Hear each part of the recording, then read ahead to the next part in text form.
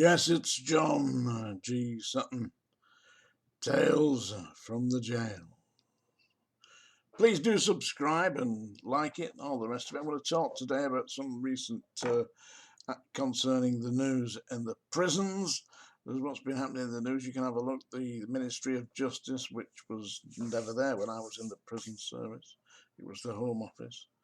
But the Ministry of Justice has decided that they're going to uplift the amount that's handed out to inmates when they leave the prison, and they're going to give them, instead of giving them £62, they're going to £86, I believe, yeah. So on discharge from prison, they say that it's to ensure that inmates have got somewhere to go and to make sure they've got some sustenance. £86, eh? What do I do with that? Imagine you get discharged from Wormwood Scrubs, yeah?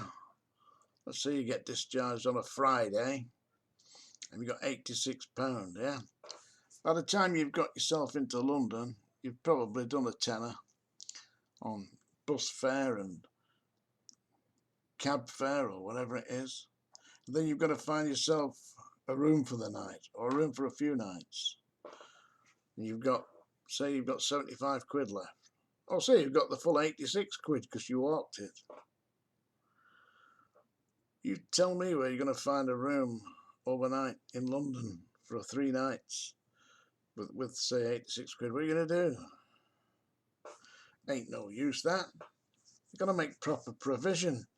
They lock people up, put them in the jail, open the doors, kick them out. That's just about enough to get you out of town. Yeah, the fastest route out of London, Yates's Wine Lodge. You'll soon get out there, but then you're in a cardboard box, cardboard city, yeah? That's what's going to happen. Also talking about extending the rights of judges to set a limited tariff limitation on when lifers can apply for parole. They're upping this, taking it to a minimum of 15 years, yeah? And the judges have got the prerogative to lift it to 30 years. They've also obviously got the opportunity to make full life sentences. That policeman who raped that woman, who dragged her in the car, raped her and killed her, yeah, he's got a full life term, so he's not going to get out. He'll be having fun now though, won't he, eh? Meeting all the scumbags that are going to be beating him up, kicking him, raping him. That's what he wants. You see, birds of a feather flock together. Seriously, they do. And especially in prison, because if you're an ex-policeman or a sex offender or something like that, you're going to have to be on Rule 43.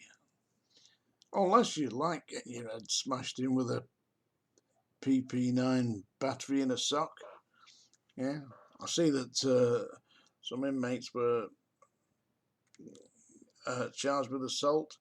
I think it was in Berlin, I think, with putting the balls from the snooker tables, yeah, into socks and battering staff as well. It's definitely on a hiding to nothing, that, you know. I mean, first of all, if you've done that, then the staff, during my time, you would definitely get a really serious retribution. You know, it's not going to be like, oh, now you've done that, you know, we'll stop, you know, just go back to your cell and we'll put you before the magistrates. It wouldn't be that, would it? No, seriously, it'd be a couple of big bastards going in saying, oh, you're the bastard that wants to beat staff up, are you? Well, here we go. That kind of thing, you know, that's what would happen, yeah.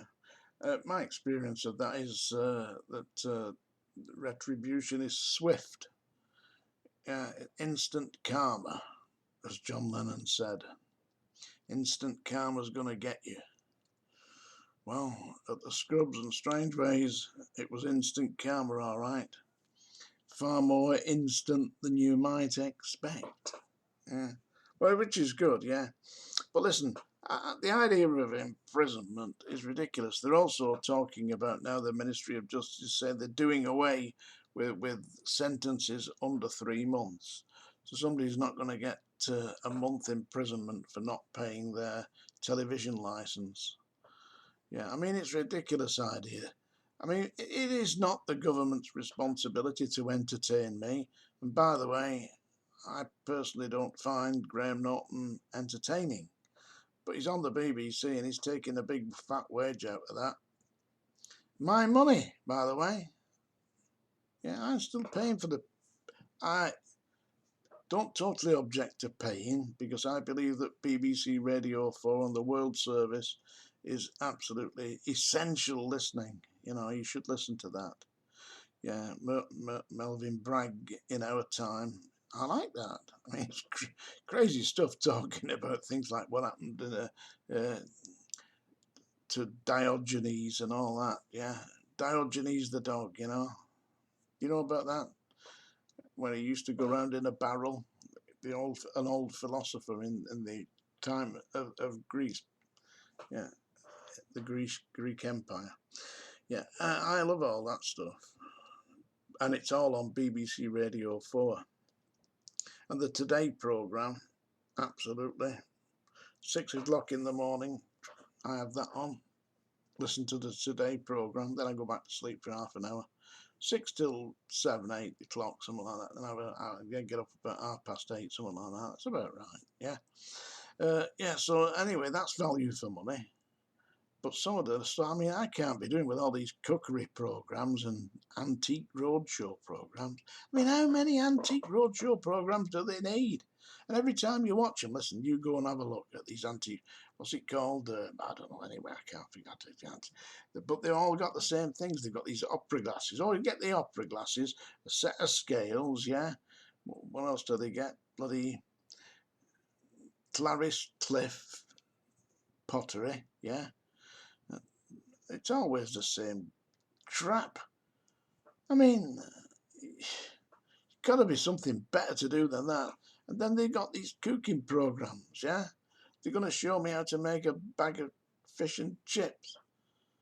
Give me a break. And that stuff that they make, it's all elaborate bollocks, isn't it? They say, oh, look at this, how elaborate that is. You want to eat that? Throw it at the wall, yeah? I can't, yeah. It just doesn't make me think that this is essential entertainment, you know? It's to be avoided. And as for them soap operas, that's bullshit, that. You're being programmed. It really is a form of mind washing, brainwashing, not mind washing. Anyway, it definitely is. That's what they do. You see, you got storylines in there, you know, like what they start off with. Oh, the first gay kiss, was that on EastEnders or something like that? And EastEnders, they shout at each other all the time. Get out of my pub! You know, you're not staying in this house. I can't stand it anymore. God, what's happened to civilization? Yeah? I can't do that. I haven't watched Coronation Street for about 20 years. I used to watch it when Ina Sharples was in it. 60 years ago. Seriously, I did. It was all right, that. I didn't mind that. It was innocent enough. But no, I mean, how many murders has there been on Coronation Street? Yeah.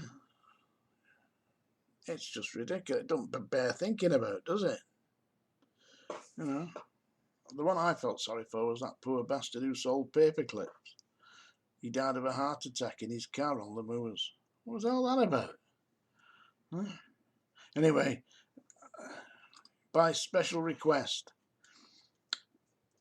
Oh, by the way, my fan club's getting set up here. His name's Saz Laws or something. Yeah, have a look. He puts little comments up, usually criticising my work, singing, and anyway, he suggested that another request. He wants me to sing a Tom Jones song. I was going to do Sex Bomb, but I tried it and I couldn't do it. But I can do this one a little bit. So we'll give it a try. The Song Dinger. So if you don't like listening to rubbish, it's time to go, because this is going to be rubbish. I can't help it. I'm going to try anyway. Stand by. Yeah. So if you're sitting comfortably, forget about that. This is definitely going to cause you some disruption.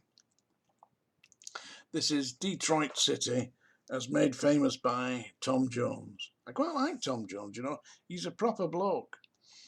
He worked on the building sites, you know, in the winters in Wales, you know. And when he was first famous, PJ Proby, the pervert, decided that he was going to make himself famous by criticising Tom Jones. And Tom Jones offered to take him outside and slap him. He wouldn't have had any problem, believe me, because I've slapped Proby and he don't fight back. He fights back, he hit women or little kids or drunks. But, you know, if you're sober and you've got a pair of dukes, then on the snot box and it's all over with, believe me. Anyway, here we have Detroit City. I'm going to do this as made famous by Tom Jones. Oh, here we go. I'm trying now. Last night I went to sleep in Detroit City. I dreamed about the cotton fields and home. I dreamed about my mother, dear old Pappy, sister and brother. I dreamed about the girl who's been waiting for so long. I wanna go home. I wanna go home.